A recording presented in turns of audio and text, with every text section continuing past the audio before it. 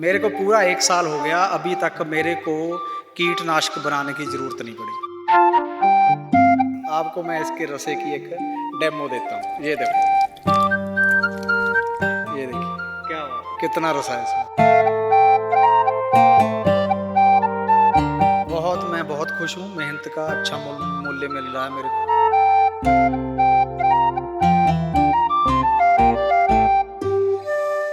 नमस्कार, मैं रत्नाकर और आप जुड़ चुके हैं मिट्टी के साथ। आज हम बात करेंगे कि नींबू की ऑर्गेनिक खेती किस तरीके से बढ़िया और आसान तरीके से की जा सकती है और किस तरीके से इस खेती से अच्छा मुनाफा कमाया जा सकता है। इन सभी चीज़ों पे बातचीत करेंगे। हमारे साथ ऑर्गेनिक फार्मर नरेंद्र सिंह नीटा मौजूद हैं। सबसे पहले बहुत बहुत स्वागत। हाँ जी, नमस्कार जी, थैंक यू मेरे फार्म ते आने लिए, धन्यवाद ਤੁਹਾਡਾ बहुत। जब हम आपके ऑर्गेनिक फार्म में आए तो मुझे एक अलग सी खुशबू देखने को मिली, सूंघने को मिली और मैं खुद को रोक नहीं पा रहा हूँ बार बार इसको सूंघने से कि गजब की खुशबू है। इसकी आप स्मेल देखें, आप जो आपको दुकानों पे रेहड़ियों पे मिलेगा, आपको ऐसी स्मेल नहीं मिलेगी और ऐसा आपको रसा भी नहीं मिलेगा। आपको मैं इसके रसे की एक डेमो देता हूँ। ये देखो, ये देखिए क्या बात है। कितना रसा है इसमें। तो आप मुझे ये बताइए कि कब से आप नींबू की ऑर्गेनिक खेती कर रहे हैं? ये नींबू की खेती मैं 2017 से कर रहा हूँ। 2017 से ये पहला बाग मेरा नींबू का लगा था। उसके बाद में दूसरा बनाना और गुआवा का लगा है। तो जब आपने नींबू की खेती शुरू की तो इसके पौधे के बारे में आपने किस तरीके से ढूंढा और किस तरीके से आपने इसकी फार्मिंग की? ये पौधे के बारे में मैं यूट्यूब पे भी सर्च किया कि कौन सा। एक तो सबसे बड़ी दिक्कत ये है कि पंजाब में क्लाइमेट का क्लाइमेट बिल्कुल वेदर चेंज बहुत ज़्यादा है। जब सर्दियाँ होती हैं तो बहुत ज़्यादा होती हैं, जब गर्मियाँ होती हैं बहुत ज़्यादा होती हैं। उसके हिसाब से मेरे को अच्छी वैरायटी का चयन करना था। तो मैं काफ़ी फार्म भी विज़िट किए जो पंजाब में लगे हुए थे।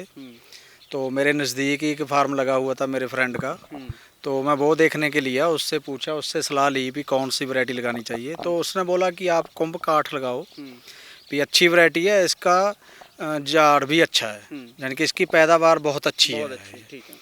और आप देख सकते हो कि ये मेरा अभी 3.5 साल से ऊपर का बाग हो गया है। आप इसकी फ्रूटिंग देखिए, तो पिछली बार इसकी पूरे सीजन की जो फ्रूटिंग थी, जो 40 केजी थी, पूरी एवरेज लगाई थी। एक पेड़ से आपने 40 किलो की प्रोडक्शन ली। और इस बार मेरी उम्मीद है कि ये 50 केजी प्लस करेगा। आप देख सकते हो, आप टहनियाँ भी टूटने को आई है। इसकी पहले हम लोगों ने तुड़ाई कर भी ली है, क्योंकि ये जुलाई महीने की इसकी तुड़ाई भी चल रही है। अभी ये है, जैसे आप देखते होंगे इसका साइज बड़ा छोटा है। अभी ये देखिए आप, छोटा साइज है। ये आगे सर्दियों में बन जाएगा। ये जनवरी तक चलेगा मेरा। ये जनवरी तक की आपका जो है वो तैयार हो जाएगा जी, जुलाई से लेके जनवरी तक। तो आप ये बताइए कि किस तरीके से आप इसकी ऑर्गेनिक खेती जो कर रहे हैं और अगर आपकी फसल इतनी अच्छी आई है तो इसके पीछे का क्या राज रहा है? देखो, इसके पीछे का राज तो होता ही है, कोई भी चीज़ सक्सेस हो, अच्छी हो, कुछ ना कुछ तो उसमें होता है जी। तो एक तो सबसे पहले आप देख सकते हो कि इसकी जो पानी देने की नाली है वो मैंने कैसे की हुई है जी। आप देखो, ये राउंड है और उसके आगे पानी जाता है, तो इसके तने के नज़दीक पानी नहीं जाता, क्योंकि नींबू का एक स्वभाव है कि ये पानी बहुत कम चाहिए इसको। अगर इसको हम लोग पानी ज़्यादा देंगे, इसकी फ्लावर आएगी और झड़ जाएगी, नींबू फटने लगेगा। इसको पानी बहुत कम चाहिए। ये सबसे अच्छी बागवानी इसकी ये है कि इसको पानी कम चाहिए, इसके फ्रूट को कोई कीड़ा नहीं लगता, इसको कोई फंगस की बीमारी नहीं आती। सबसे बड़ी है कि आजकल आवारा पशु बहुत हैं, तो आवारा पशु भी इसको खाते नहीं, क्योंकि इसमें छोटे छोटे कांटे हैं। और इसको ज़्यादातर इंसान भी नहीं इसको डैमेज करता, क्योंकि अगर इसको लेगा भी तो 2-4 लेके चला जाएगा। चोरी का खतरा भी कम है। कि पहले हम लोग ने इसमें इंटरक्रॉपिंग की है कि इसका जो खर्चा है वो हम लोग निकाल लें, और दूसरे साल के बाद हमको ये प्रोडक्शन देना चालू कर दिया।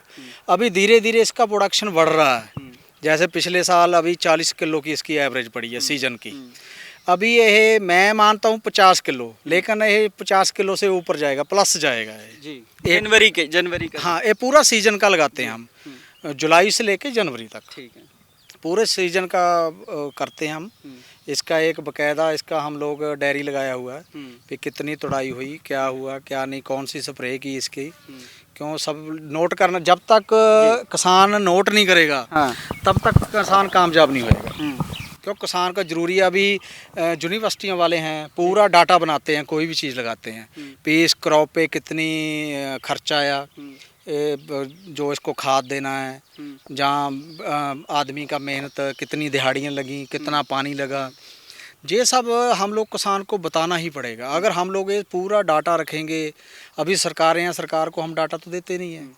जब हमारे पास डाटा होगा तभी हम आकलन कर सकते हैं कि हमारी कितना हमारा खर्चा बढ़ गया और क्या हमारा सही मूल्य होना चाहिए। अभी देखिए आप, बड़ी बड़ी इंडस्ट्रियाँ हैं, वो सभी अपने प्रोडक्ट का खुद मूल्य तय करती हैं। वो कैसे कर लेती हैं? क्योंकि वो अपना पूरा डाटा रखती हैं। वो रखती हैं कि हमारे प्रोडक्ट के ऊपर इतना खर्चा आ गया, इतना खर्चा आ गया, और हमको इतने % उसके ऊपर मुनाफा चाहिए। जब भी हम किसान उसको अपना खर्चा ही नहीं बता सकते भी ये मेरी फसल पे इस पे कितना खर्चा आया, तो हम मूल्य कैसे रखेंगे? बिल्कुल। सबसे बड़ी विडंबना ये है कि हमारा किसान जब तक डाटा रखना नहीं शुरू करेगा, हमको मूल्य नहीं मिलेगा। तो जब आपने जैसे बताया कि आप आधे एकड़ में अभी इसकी खेती कर रहे हैं, तो जब आपने पहली बार इसकी खेती की, जब आपने पौधा लगाया, तो कितना खर्चा पड़ गया और किस तरीके से आपने इसका इम्प्लांटेशन किया? ये लगभग मेरा खर्चा 50,000 आ गया था इसके ऊपर। तो 50,000 खर्चा खाली मेरा पेड़ का आया था, बूटे का। बाकी जो भी गोबर की खाद थी डाली थी, जो भी बैक्टीरिया डालना था, वो मेरा घर का था। तो घर का ये मान लो कि ज़्यादा मेरा खर्चा नहीं आया उसमें, मेरी खुद की मेहनत थी। मैं खुद ही ये लगाया है, मैं और मेरे ब्रदर ने रल के खड्डे डाल के, कोई लेबर नहीं हम लोगों ने लगाई। अभी भी हम लोग इसकी तुड़ाई करते हैं, हम लेबर बहुत कम लगाते हैं। जब भी हमको ज़रूरत होती है तभी लेबर लगाते हैं, नहीं तो हम खुद दोनों ब्रदर खुद काम करते हैं। तो जैसे आपने बोला कि आपने सारी और आपके भाई ने मिलकर सारी मेहनत की, तो आपको लग रहा है कि मेहनत का सही मूल्य मिल रहा है आपको? जी जी, मैं बहुत खुश हूँ। मेहनत का अच्छा मूल्य मिल रहा है मेरे को। बहुत ऊपर वाले से मैं बहुत खुश हूँ, जिसने मेरे को इतना जन के समर्थ बख्शा कि मैं काम कर सकूं, और मेरा इसमें अभी मन भी लगता है। देखो, जब भी आप नेचर के साथ जुड़ोगे ना, तो आपको जो ख्यालात हैं वो भी चेंज होएंगे। आप प्रकृति के साथ जुड़ के देखो। तो अब ये बताइए कि जो किसान भाई नींबू की खेती, ऑर्गेनिक खेती करना चाहिए, तो उनके लिए क्या फंडे हो सकते हैं? किस तरीके से वो खेती करें, अच्छी आमदन करें और अच्छी प्रोडक्शन करें, और वो आपकी तरह खुशहाल हो जाएं? देखो, नींबू की खेती करनी बहुत ही आसान है। जैसे मैं आपको पहले बता के हटाया, इसको कोई भी इसके फ्रूट को कीड़ा नहीं लगता, इसको किसी फंगस की प्रॉब्लम नहीं आती। हाँ, इसको एक प्रॉब्लम आती है, इसका पत्ता थोड़ा कट्ठा हो जाता है, उसमें कभी कभी सुंडी आ जाती है, लेकिन वो बड़ी आसानी से चले जाती है अगर आप पहले से आप इस पे समय समय पे स्प्रे करते रहो। कीटनाशक कर सकते हो आप। ऑर्गेनिक में हम लोग बनाते हैं, लेकिन आप अभी ये सोचिए, मैं आपको बुलाऊंगा, आप भी बोलेंगे, किसान भी बोलेंगे भी ये आदमी झूठ बोल रहा है। मेरे को पूरा 1 साल हो गया, अभी तक मेरे को कीटनाशक बनाने की ज़रूरत नहीं पड़ी। तो इसके पीछे का क्या फंडा रहा? इसके पीछे का फंडा वो ऊपर वाले को पूछना पड़ेगा। मैं भी सोच रहा हूँ भी भाई ये क्या कमाल है, ऊपर वाले ने कैसे वो कड़ी बना दी कि मेरे को कीटों की भी स्प्रे बनाने की ज़रूरत ही नहीं पड़ी। तो आप इसमें कौन कौन सी जैविक खाद जो हैं वो इस्तेमाल कर रहे हैं ताकि इतनी अच्छी प्रोडक्शन? मैं वही अपना जो तैयार किया हुआ रूढ़ी है, वर्मी कंपोस्ट हो गया, जीवामृत हो गया, वेस्ट डीकम्पोजर हो गया, और ग्रोथ प्रमोटर मैं अपना खुद बनाता हूँ, एंजाइम खुद बनाता हूँ मैं। वो सभी मैं समय समय पे इसकी फ्रूटिंग के ऊपर जब भी इसको चाहिए तो मैं इसको स्प्रे करता हूँ। तो आप इसकी मार्केटिंग के लिए किस तरीके से काम करते हैं? इसकी मार्केटिंग के लिए ऐसा है कि मार्केटिंग के लिए कुछ तो अचार बनाने के लिए मेरे यहाँ से फार्म से ही बंदे लोग ले जाते हैं, जो ऑर्गेनिक अचार बनाते हैं, आगे सेल करते हैं जी। और जो मेरे आसपास के गांव हैं, तकरीबन 15-20 किलोमीटर के अंडर मेरे 3-4 शहर लगते हैं, वो लोग मेरे को डिमांड कर देते हैं। जैसे किसी को 5 किलो चाहिए, किसी को 10 किलो चाहिए अचार के लिए, लेकिन इसकी प्रोडक्शन ज़्यादा है। जब भी प्रोडक्शन ज़्यादा हो जाती है तो फिर मेरे को मजबूरी में मंडी में जाना पड़ता है। तो क्योंकि मैं फल बन गया तो इसको फेंक तो सकता नहीं हूँ, तो मैं फिर ये मंडी में जाके सेल करता हूँ। जब मैं मंडी में सेल करता हूँ मैं बहुत निराश होता हूँ। निराश मैं इसलिए होता हूँ कि वहाँ पे आज मैंने सेल करके आया मंडी में, तो मेरा रेट 40 रुपये लगा। सबसे अच्छा नींबू था मेरा मंडी में। देखने में भी जब सबको मैं बताता था ऑर्गेनिक है, वो बोलते भाई मंडी है, इधर ऑर्गेनिक भी वैसे ही चलता है, गधा घोड़ा एक बराबर है। चलो मेरे को मजबूरी में देना पड़ता है। जब भी आप बाहर आके, मैं मंडी के बाहर आके रेट पता किया तो 80 रुपये 90 रुपये रेट है। लेकिन मेरा जब भी कोई किसान भाई कोई और मेरा लेके जाते हैं चार के लिए, वो मैं मार्केट के हिसाब से देता हूँ। जैसे बाहर 80 रुपये चल रहा रेट, वो 80 रुपये देता हूँ। ठीक है।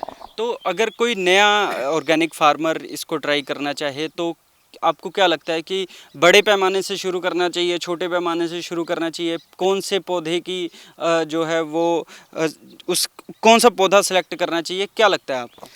जी ऐसा है कि पौधे सेलेक्ट करने चाहिए अपनी, जैसे पंजाब स्टेट है उस अपने वेदर के हिसाब से। सबसे बड़ी बात वेदर का फैक्टर बहुत बड़ा फैक्टर है। इस बार में मौसम ज़्यादा ठंडा रहा तो हमारे इसका जो फ्लावरिंग है पूरा 20 और 25 दिन लेट फ्लावरिंग हुआ और फ्रूटिंग भी लेट ही बना 20-25 दिन। क्योंकि वेदर के हिसाब से अपने बूटों को चयन करना चाहिए कि कौन सी वैरायटी आपके सक्सेस है।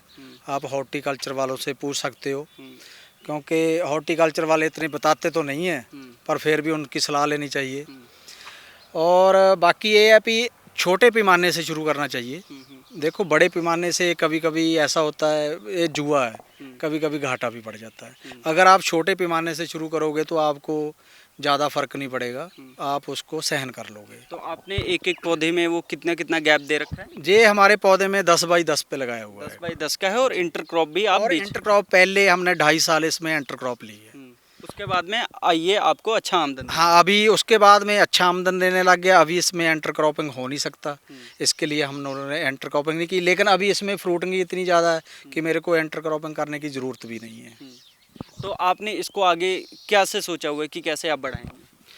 जी क्यों, मेरा ये है कि मेरे पास एक तो ज़मीन सीमित है, उसकी वजह से मैं ऐसा अपनी ज़मीन, क्योंकि 8 एकड़ ज़मीन है मेरे पास, मैं ऐसा मॉडल तैयार करना चाहता हूँ कि मेरा 12 महीने 30 दिन यानी कि डेली मेरा फ्रूट सब्जियां हो। और मैं शुगर केन का भी काम इस बार में स्टार्ट कर रहा हूँ। 1 एकड़ मैंने शुगर केन लगाया हुआ है और गुड़ और शक्कर वो भी चलाऊँगा। और जितनी भी मेरी बफर जोन होएगी, क्योंकि अभी मेरी बफर जोन नहीं है, बहुत कम है, वहाँ पे एक सहंजने के पेड़ों की बफर जोन की हुई है मैंने। अभी जितनी भी बफर जोन होएगी मेरी वो शुगर केन की होएगी। बहुत बहुत धन्यवाद आपका मिट्टी के साथ जुड़ने के लिए। तो ये किसान ऑर्गेनिक फार्मिंग कर रहे हैं नरेंद्र सिंह नीटा जी, जो कि अच्छी कमाई भी कर रहे हैं। नींबू का इनका ये फार्म है और कहना है कि लोकल डिमांड भी बहुत जाता है। साथ ही साथ इनका ये भी कहना है कि मिट्टी के साथ जुड़ने की बहुत ज़रूरत है। धन्यवाद।